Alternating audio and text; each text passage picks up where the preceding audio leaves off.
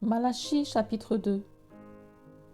Maintenant, à vous cet ordre, sacrificateurs.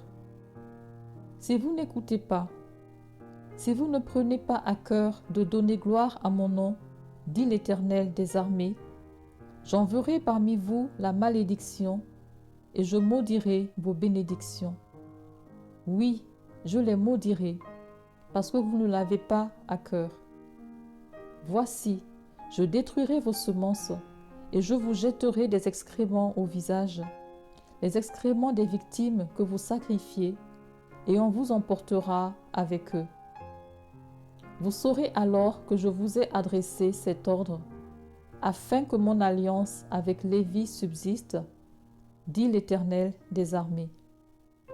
Mon alliance avec lui était une alliance de vie et de paix, ce que je lui accordai pour qu'il me craignît.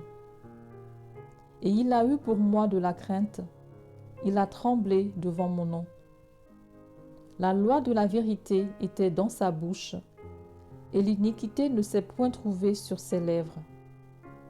Il a marché avec moi dans la paix et dans la droiture, et il a détourné du mal beaucoup d'hommes. Car les lèvres du sacrificateur doivent garder la science, et c'est à sa bouche qu'on demande la loi, parce qu'il est un envoyé de l'Éternel des armées. Mais vous vous êtes écartés de la voie. Vous avez fait de la loi une occasion de chute pour plusieurs.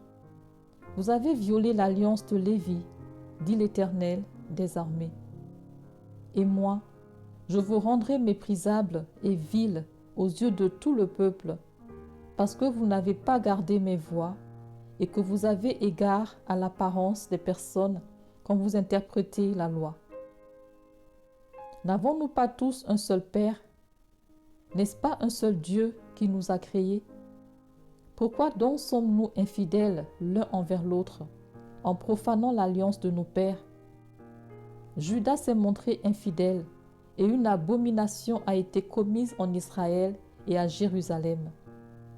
Car Judas a profané ce qui est consacré à l'Éternel, ce qu'aime l'Éternel, il s'est uni à la fille d'un Dieu étranger.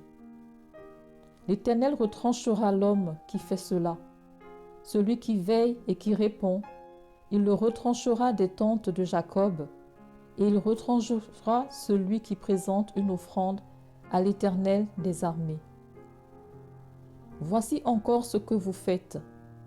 Vous couvrez de larmes l'autel de l'Éternel, de pleurs et de gémissements, en sorte qu'il n'a plus égard aux offrandes et qu'il ne peut rien agréer de vos mains.